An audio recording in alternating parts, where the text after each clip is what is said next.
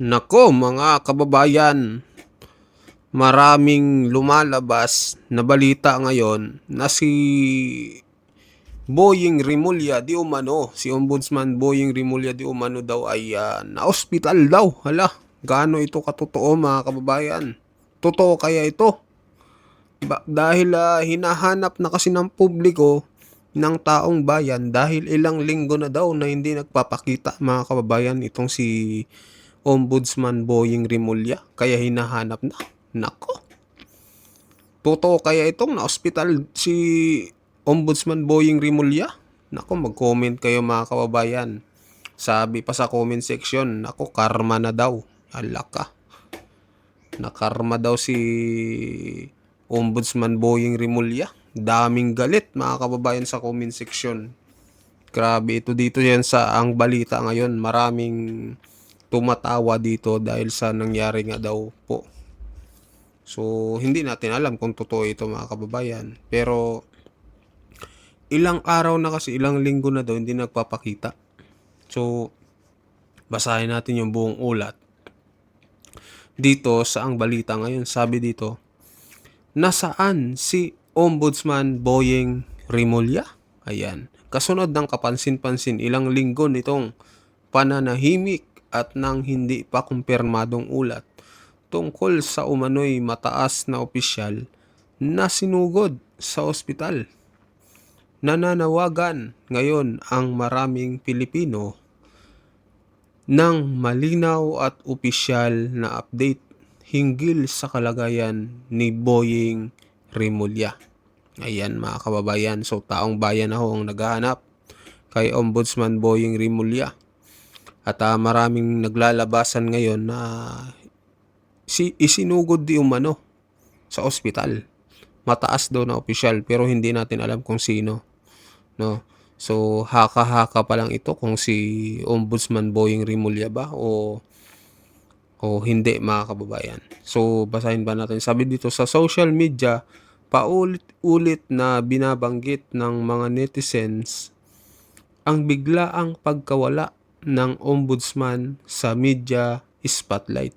So matatandaan natin mga kababayan, maya-maya nagpapreskon itong si Ombudsman Boying Rimulya mga kababayan, nakikita natin sa mga media, 'di ba? So pero ngayon tila ba ay bigla na lang naglaho mga kababayan at nawala sa spotlight, no? Lalo na sa mga media mga kababayan. Sabi pa dito, para sa marami, hindi ito pangkaraniwan. Lalo't kilala si Rimulya bilang isang opisyal na mahilig humarap sa press conference, nagbibigay ng panayam at aktibong nakikibahagi sa mga diskurso. Ayan, kaya nagtataka ho ang taong bayan mga kababayan. Dahil sa kawalan ng presensya at opisyal na paliwanag, lalo pang lumalakas ang espekulasyon. Hanggang sa ngayon, wala pang inilalabas na opisyal na pahayag mula sa Office of the Ombudsman tungkol sa mga kumakalat na ulat. Ayan. Ang kawalan ng malinaw na komunikasyon ang siyang nagpapalakas sa panawagan ng publiko para sa transparency. Sa gitna ng mga usaping tumitindi sa bansa, nananatiling bukas ang tanong ng marami. Nasaan si Ombudsman Boying Rimulya at kumusta ang kanyang kalagayan? Ayan mga kababayan, talagang maraming naghahanap at lalo ka nang nanonood, sigurado hinahanap mo na rin siguro si Ombudsman Boying Rimulya. Ayan mga kababayan. So mga comment dito, sabi ni John Polero Nolial, condolence po. Hala, grabe ka naman. Buhay pa mga kababayan. Huwag nyo naman ganyanin si Ombudsman Boying Rimulya. Gagi. Ayan, sabi pa dito ni Landy Season, dito makikita talaga sakim sa pera. Ayan, imbis na mag-retire na, pasarap buhay, di makontento. Dapat may retiring age na batas politiko at yung unlimited na pangungurakot hanggang maubos ang hininga. Ayan. Gawin mandatory tulad ng mga ordinaryong manggagawa. Sabi naman ni Kadedo, so ay Bagyo, baka sobrang na-stress kung paano i-edit o baguhin yung dokumento na galing kay UC Cabral. Pinipressure ng kanyang boss. Ayan. Pinag-aaralan kung paano dudoktorin ang Cabral files. Ayan. Ha ha ha.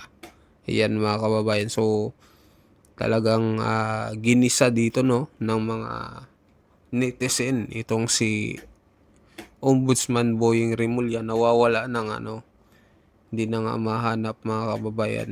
Ginaganyan nyo pa si Ombudsman Boying Rimulya.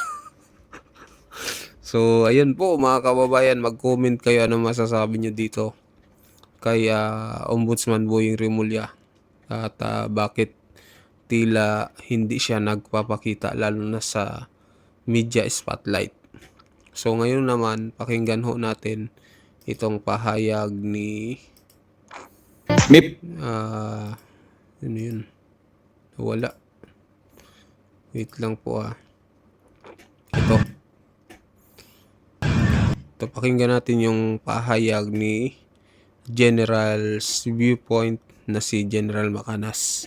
Sabi niya dito, Mirisi Gaba, nasaan ngayon si Ombudsman Boying Rimulya? Ito na. Magandang araw mga kaibigan. Bigyan natin ng reaksyon, opinion itong post ang balita ngayon 4 minutes ago. Sabi, nasaan si Ombudsman Boying Rimulya? Question mark. Kasunod ng kapansin-pansin ilang linggo nitong pananahimik at nang hindi pa kumpirmadong ulat tungkol sa umano'y mataas na opisyal na isinugod sa ospital, nananawagan ngayon ang maraming Pilipino ng malinaw at opisyal na update hinggil sa kalagayan ni Boying Rimulya. Sa social media, paulit-ulit na binabanggit ng mga netizens ang biglaang pagkawala ng ombudsman sa media spotlight. Para sa marami, hindi ito pangkaraniwan. Lalo't kilala si Rimulya bilang isang opisyal na mahilig humarap sa press conferences, nagbibigay ng panayam at aktibong nakikibahagi sa mga diskurso. Dahil sa kawalan ng presensya at opisyal na paliwanag, lalo pang lumalakas ang spekulasyon. Hanggang sa ngayon, wala pang inilalabas na opisyal na pahayag mula sa Office of the Ombudsman tungkol sa mga kumakalat na ulat. Ang kawalan ng malinaw na komunikasyon ay siyang nagpapalakas sa panawagan ng publiko para sa transparency. Sa gitna ng mga usaping tumitindi sa bansa, nananatiling bukas ang tanong ng marami, nasaan si Ombudsman Boying Rimulya at kumusta ang kanyang kalagayan? Okay, so pangatlong araw na ito ata na yun ang laman ng mga post. Totoo ba na naisugod sa ospital si Ombudsman Boying Rimulya? Hanggang spekulasyon lang wala namang Ang maganda sana, kung hindi totoo, magsalita na po ang Office of the Ombudsman. Sabihin lang na walang katotohanan, walang nangyari sa ombudsman. O di ba tapos? Kailang tahimik din sila. Aray ko, saan kaya Bakit tahimik sila? Bakit hindi nila pabulaanan ang mga kumakalat na ulat na isinugod siya sa ospital? Kasi nga matindi ang pinagdaanang pagsubok ni Ombudsman Rimulya 2 years ago na ba yun? Kasi nga, ang una na bypass surgery, triple bypass ba yun? Tapos, sinabayan pa ng sakit na cancer. Was it leukemia? At inamin niya sa interview ni Lucy Cruz Valdez na yun nga, ganun ang pinagdaanan. At maswerte siya at nagkaroon siya ng donor, bone marrow donor na kamag-anak niya. I don't know kung. Kaya nakaligtas siya at yun, na-appoint na ombudsman. Sabi pa ng kanyang kapatid, Secretary Junbic, na panata daw ni Ombudsman Rimulya na pag nalampasan niya yung pagsubok, yung ganon, lalong nag-umigting ang kanyang commitment na gagawa siya ng tama. Wow naman, salamat naman. Kasi yun ang kailangan natin ngayon, yung public official na gagawa ng tama. So, ganon nga ang pinagdaanan niya, bakit biglang tumahimik? Kapansin-pansin talaga dahil mahilig siya sa media. Tingnan yung scope, mahilig siyang mag-scope. Yung warrant of arrest ni Senator Bato. Wala pang official, warrant of arrest, nagsabi na siya. Scope nga mahilig. Style daw niya yun, naka-scope siya. So ngayon, wala pa namang official as of now. Ilang buwan na, magtatatlong buwan nata. Tapos si Senator Bato napilitan tuloy nagtago. Although paminsan-minsan nagpaparamdam din, nagbigay nga siya ng New Year's message. So nandyan pa rin siya. Kailang mabuti na lang yung nag-iingat kasi baka mamaya matotoo na nandyan na yung warrant of arrest. Mahirap nang maging matulad siya ulit kay Tatay Digong. Although very clear na ang guidance ng Supreme Court na dapat idadaan sa korte. Kasi ang extradition is a judicial function, not executive. Kaya lang walang assurance. Baka mamaya another kidnapping ang mangyari, paglabas ng warrant of arrest, diretso dakip kay Senator Bato at dalhin na siya sa ICC sa The Hague, Netherlands. So mahirap naman yung mag-wish ka ng masama sa iyong kapwa. Kailang ito na yung nababasa kong post na baka pag malaman ng taong bayan yung totoong nangyari sa kanya, baka takot sila na matulad siya kay Congressman Acop, na pagpanaw ni Congressman Acop, biglaan yun pagpanaw, imbes na makiramay ang taong bayan, lalong natuwa. Grabe, first time in history sa Philippine politics na may pumanaw na kongresista na natuwa ang mga tao at natuwa doon sa birthday wish ni Cara David. So ano ba ito? Gumagana na ba ang tuloy-tuloy ang paggana ng birthday wish ni Cara David? I don't know. Mahirap ngang mag-wish ka ng masama sa iyong kapwa. Kaya lang,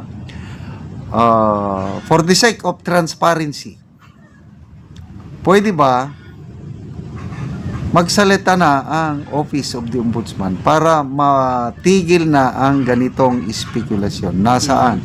He is a public figure. He is being paid by taxpayers' money. So karapatan ng taong bayan na malaman anong nangyari sa kanya. Nandyan pa ba siya? Mas maganda. Nandyan siya at nasa magandang kalagayan, mas maganda. Basta matigil na sana itong mga spekulasyon kung ano bang nangyari, ano bang totoong kalagayan ng ating ombudsman. Salamat mga kaibigan sa inyong pagsubaybay sa... So ayun mga kababayan, ano hong masasabi nyo dito, no? Sa pagkawala ni Ombudsman Boying Rimulya. Hinahanap na ng taong bayan, mga kababayan. So mag-comment kayo kung anong pahayag nyo dito. So sa mga bagong pasok dyan, pa-subscribe din po ng ating channel mga kababayan. Maraming salamat po sa inyong lahat.